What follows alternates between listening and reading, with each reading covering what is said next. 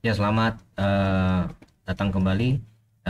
Tadi sebelumnya kita sedang membicarakan masalah eh, filsafat, sejarah semiotika dari filsafat para filsuf ya.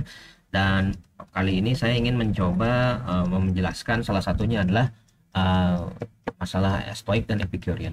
Jadi Stoik dan Epicurean adalah cara pandang eh, realita yang terbagi dari kedua kenyataan, dan dua kenyataan itu disebut dengan paradigma. Jadi paradigma ini melihat bahwa mereka ini mempermasalahkan kebenaran.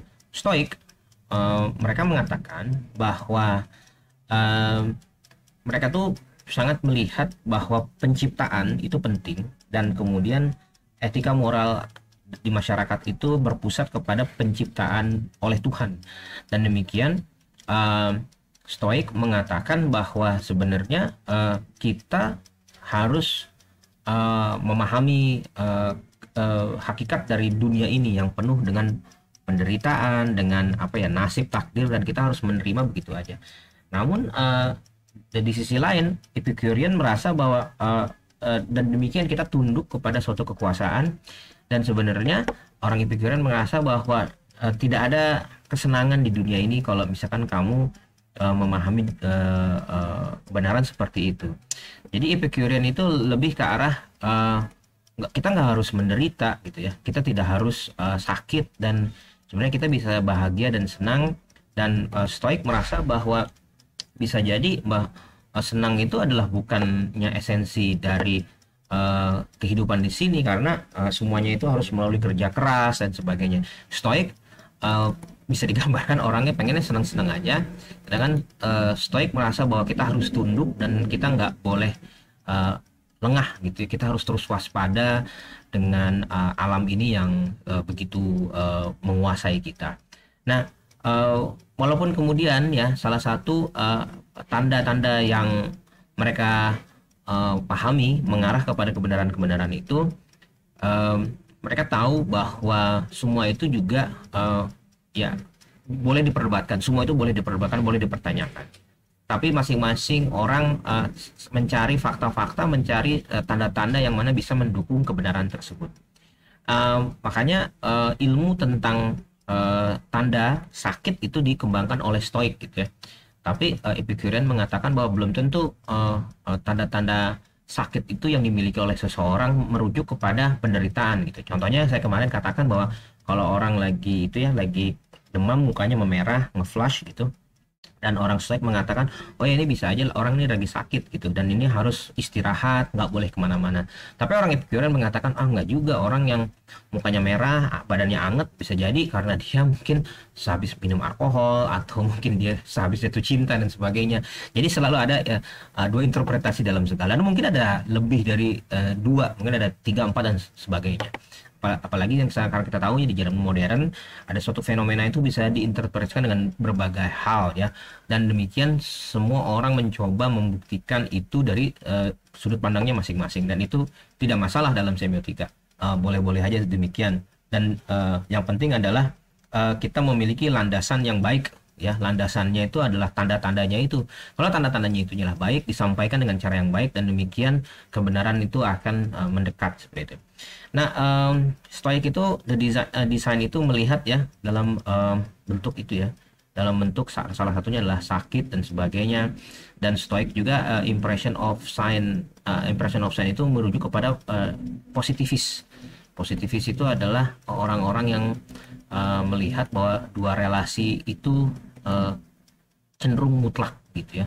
Tapi Epicurean mengatakan bahwa enggak semua relasi itu harus cenderung seperti itu, kan akan berubah-ubah. Nah, uh, dari 300 sebelum Masehi kita loncat 354 sesudah Masehi. Jadi sekitar 600 kemudian, dan ini adalah Saint Augustine. Nah, ini saya ingin menceritakan sedikit tentang keadaan waktu itu ya. Jadi kamu harus paham bahwa tanda juga ada hubungannya dengan sejarah. Jadi Saint Augustine ini adalah seorang monk ya. Monk itu um, saya tadi udah sempat buka-buka ya. Jadi monk itu adalah orang-orang yang tinggal di monasteri ya. Monasteri itu adalah ya gambarnya seperti ini. Jadi mereka adalah orang-orang yang dekat dengan lingkungan agama pada waktu itu adalah agama Kristen, dan orang-orang ini ya yang agak botak, rambutnya dibiarkan, terus kemudian apa ya, di shave itu dicukur ya. Dan ini juga ini juga salah satu yang digambarkan dalam filmnya Umberto Eco, In the Name of Rose ya. Jadi karena memang mereka ini orang-orang yang lekat dengan agama dan juga lekat dengan lingkungan itu ya, lingkungan pengetahuan, karena agama itu sangat menguasai masyarakat pada waktu itu. Pada waktu itu ketika agama Kristen masuk ke Eropa, itu tidak hanya menjadi agama, juga menjadi suatu gerakan politik. Jadi pada waktu itu mereka paham bahwa keinginan masyarakat untuk otoritas bergabung dengan agama Kristen itu sangat luar biasa, sehingga akhirnya memang agama dengan kekuasaan itu menjadi satu. Namun demikian, agama dan kekuasaan menjadi satu itu juga mengakibatkan beberapa konsekuensi.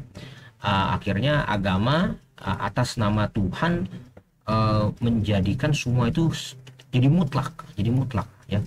Nah, kalau kamu mau baca beberapa buku, salah satunya dari Dan Brown, walaupun itu adalah fiksi, tapi salah satu buku yang sangat menarik adalah dari Yuval Harari oleh Homo Sapiens, mengatakan pada waktu itu gerakan-gerakan politik di Eropa untuk menundukkan kekuasaan raja itu sangat didasari oleh agama, yang mengatakan bahwa kita manusia itu sama di depan Tuhan, jadi derajatnya sama, dan demikian kekuasaan atas raja dan orang-orang harus bayar pajak itu tidak masuk akal. Dan ada gerakan-gerakan yang agak ekstrim ya, jadi ekstrim itu fanatik gitu ya, ada kekerasan juga gitu, ada interpretasi untuk memperbolehkan penyiksaan gitu ya, penangkapan, dan kemudian gitu ya. Jadi raja-raja itu dicarikan alasan supaya hancur lah gitu, tapi akhirnya raja itu mau menyatu dengan agama, karena kalau enggak ya mereka akan mengalami masalah gitu. Dan mereka mengakui bahwa ya bisa jadi agama itu adalah salah satu kebenaran yang memang harus dipahami oleh kekuasaan, dan kekuasaan mau bergabung dengan agama dalam rangka untuk menjadikannya semua lebih baik, dan kita memahami agama dan keadaan gitu ya. Nah, kekuasaan, Saint Augustine ini karena memang di Eropa pada waktu itu agama juga lekat dengan kekuasaan dan juga lekat dengan ilmu pengetahuan, akhirnya adalah sebuah sumber-sumber pengetahuan baru yang terjadi pada zaman itu. Nah, kekuasaan-kekuasaan itu juga ya bisa juga lekat dengan korupsi dan sebagainya, tapi agama, kekuasaan, dan ilmu itu menyatu akhirnya pada zaman itu. Dan inilah salah satu orang yang mengembangkan pemikiran-pemikiran dari Yunani juga gitu, dan dia menghasilkan klasifikasinya, dan klasifikasinya juga masih dua. Dia menyebutkan bahwa tanda itu terbagi dua. Yang satu adalah tanda yang disampaikan ya, dan juga sama juga ya, masih natural, sina naturalia, dan given sign, signa data. Hampir sama dengan Yunani, bahwa ada memang tanda yang disampaikan secara natural memang itu ya, dan kemudian ada fakta ya, yang itu adalah melalui analisis gitu ya. Dan sebenarnya hingga ya ini luar biasa, ini 354, dan sehingga 1000 tahun kemudian, hampir 1000 tahun kemudian, perkembangan ilmu juga masih di lingkungan agama, karena itu adalah pusat pusat kekuasaan pada waktu itu. Namun akan tetapi penjelasan itu akan saya sampaikan di video berikutnya, karena sebentar lagi waktunya sudah mau habis, dan saya harus menyimpulkan bahwa ternyata tanda-tanda itu sampai kurang lebih 600 sampai 1600 tahun perkembangannya masih terbagi dua, dan itu adalah sebenarnya akumulasi dari berbagai hal ya, antaranya adalah agama, juga kekuasaan, dan juga pengetahuan. Selanjutnya saya akan jelaskan perkembangan dari William of Ockham. Terima kasih, sampai jumpa di video berikutnya.